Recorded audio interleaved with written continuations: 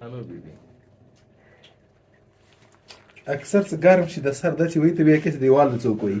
شانو بیبي سے دی سرائسی فارم ٹائپ دی لیملر ایکٹائیوسس لیملر ایکٹائیوسس سرائسی فارم ٹائپ ډاکټر صاحب دا هغه ولا ډاکټر صاحب ته کېنه به ها دا ډاکټر صاحب دا دوه دا مختلف دي دا سرائسی فارم ٹائپ دا سے دی بلیپرائٹک ٹائپ دا سے دی سر سمپل سیویر ٹائپ دا درې سر جلک دا حالانکہ یو بیماری دا مختلف شکلوں میں دا سے دی دا بچائی دا